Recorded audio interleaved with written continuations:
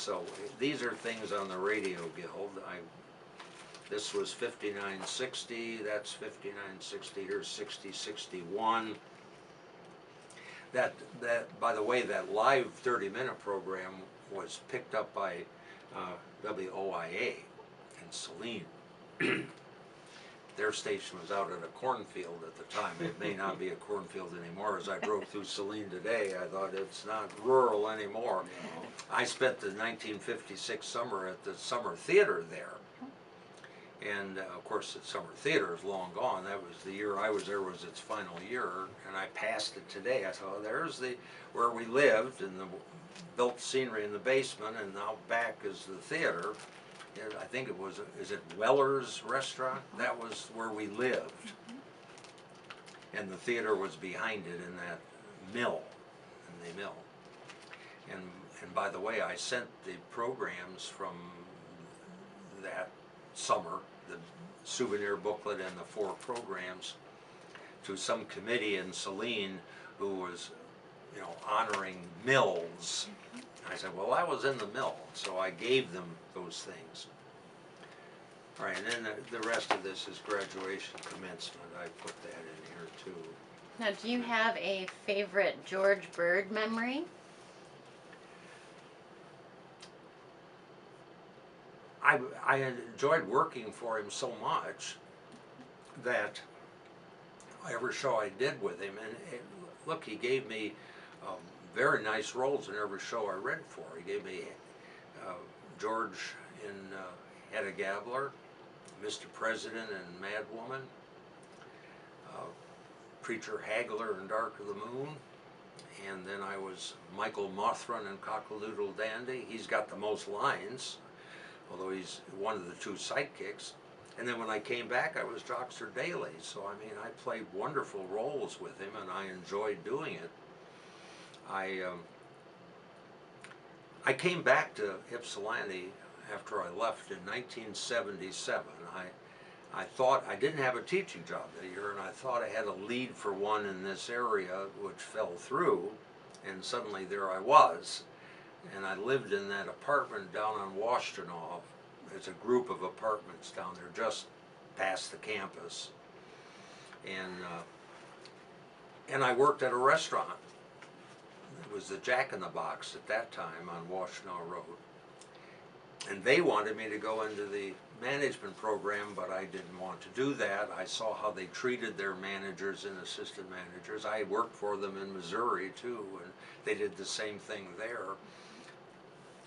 And when I couldn't afford to make ends meet anymore, like the middle of December, I moved to my mother's home in Florida. And the next fall, I got the teaching job in Defiance.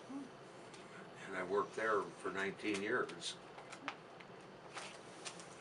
And did a lot of shows.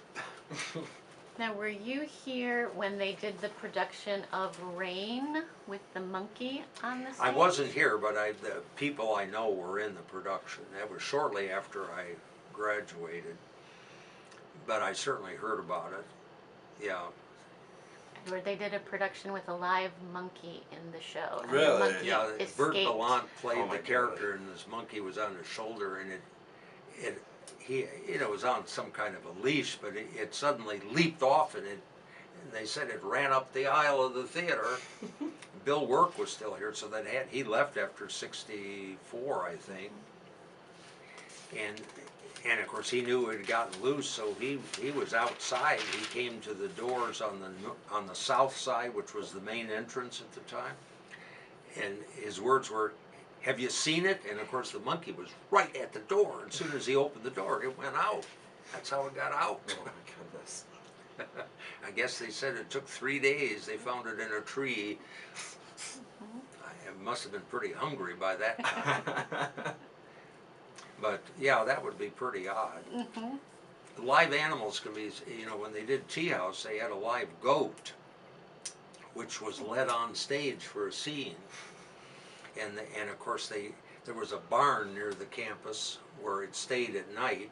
In the daytime they bring it over, and then they kept it in the shop. And people would pet it. The wasn't mean or anything, and I think it actually enjoyed the experience, because when they went to take it back to the barn at the end of the performance, they had to take it down. They actually took it out the door that where now is the entrance to Spanberg Theater. That was an outdoor theater or outdoor space. That's how they let it out. So they had to take it down the long hall, and the goat didn't want to go, so it's playing its legs and also spattering the walls, and they were bouncing off the wall. That happened during the performance one time, but I mean, it was amazing.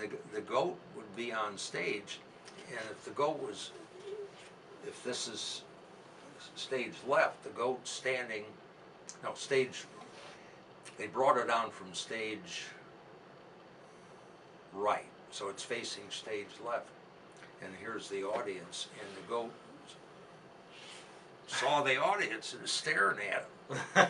And of course these actors are saying lines that they've rehearsed for weeks, and the audience is laughing at the goat because it's staring at them. Right. They had a real Jeep they took on stage for that too. It was discovered at the beginning of the scene, and I was on the stage crew. We had to roll it on and roll it off. Right. Someone had to put it in reverse when they rolled it off. But yeah, George Bird did a wonderful job with scenery over the years. He designed so many of the settings, most of them. And you know, I went to Illinois right away, and I was a technical theater assistant there. So we built 35 shows that year. Few have minimal scenery, but the main stage ones he designed, and his sets were all mammoth. How would you like to do The Crucible with 4 box sets? They did have a fly system, and of course one was flown, one was carted on. I forget, one was leaning against the wall, and of course one was on stage.